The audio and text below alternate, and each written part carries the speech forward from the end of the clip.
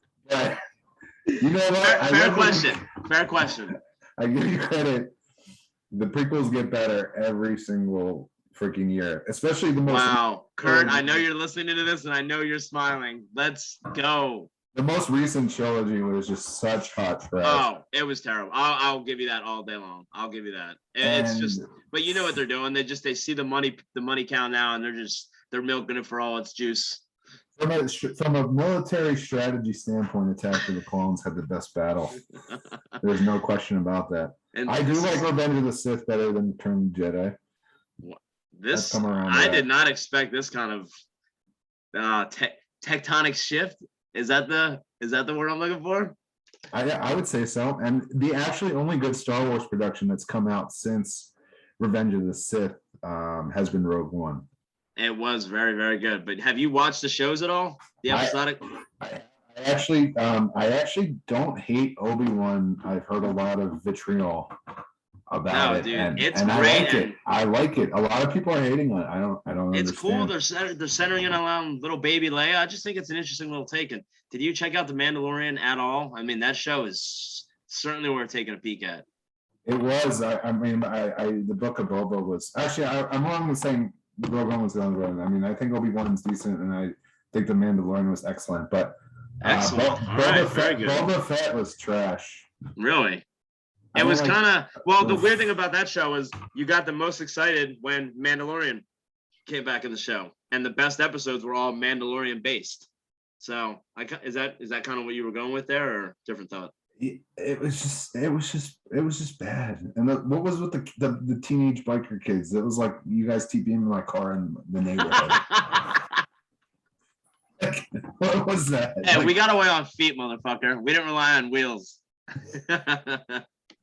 You know, in the neighborhood, you had the mountain bike kids and the stunt bike kids. I was a mountain bike kid, and I feel like you were a stunt bike kid. You know, you're not wrong, but you're not right. I had one of each. But one day, me and my boy Matt Stouter, shout out to him, we were sitting up in my room playing a little bit of Halo or NBA 2K something, and we heard a little bit of ruffling, a little rustle outside, and we looked, and two bandits took our bikes and made off with them, and they were never seen again. So then I was resorted back to stunt bike only, to the Schwinn days. Matt Stouter had a good three-pointer. Dude, his dribbling was something like we've never seen in that neighborhood. I've never dribbled. You were strictly to catch and shoot, and like I said, ahead of your time. That stretch forward was something. And let's talk about. We had a little squad, the WL. We would go, me, you, Maddie, and Rissmiller, go around. We won't call it a travel team. It was just for fun, but you truly were the leader of that team, Reid. How does it feel to be looking back to be a leader of men in those troubling times? I was probably like the Brett Gardner of the 09 Yankees. I was not the best player, okay? This is what we live for, baby. These references. I was not the best player, but my favorite memory was we were playing, I forget the team. We were down 11-4. They were getting 21 at Sonny Patel's. And Rissmiller was, pretty lit. He was a point guard. You were a shooting guard. And he said, we need to go zone. And then Maddie and I went inside, and you and him went outside, and we won like 21-17. Bro, I'm pretty sure that was the game when Rissmiller did that, and then we ended up working out. Maddie told Rissmiller, because in Xbox Live, you would hit the little white button on the old school Xbox controller.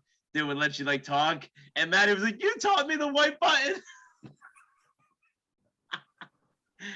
King David, or better known as Alex Rissmiller, he was an instrumental part of the team, man. And shout out to him. He was a solid player, man. That was a solid team. The 4-man team that we had there. It was pretty much just the four of us. And then Brian, we started getting Brian in, who was probably naturally and truly gifted the most out of all of us. And he was in the tag program at Stockton, truly and gifted, or talented and gifted. So he was another breed. And Reid, just a heads up, we're less than a minute here, and I don't want to get us cut off towards the end. So get your thought in real quick, and then I'll take us out. Brian was the European draft pick. That is literally so spot on. Could we end with a better line? So, like I said, I don't want to be getting this cut off short and in the middle of a thought. So kind of want to wrap it up. I don't know about you, Reid, but I had a blast, and I'm already certainly planning on doing this again if you would ever be down to do this again, brother. And I can't thank you enough for coming on, and hope you had a great time, brother. Any last thoughts? Hey, thanks again. Awesome that you started the podcast. Best of luck, and I'll be listening for sure. Thanks for having me, and I'll be on an anniversary one in the near future Oh, yeah, for man. sure. I appreciate you so much, brother. All right, another episode of Verbal Garbage. Thank you guys for listening. Reid, peace out, brother. Thank you. Take care. Have a good one, everybody. Bye. Brother. Oh yeah. Hell yeah, Reid.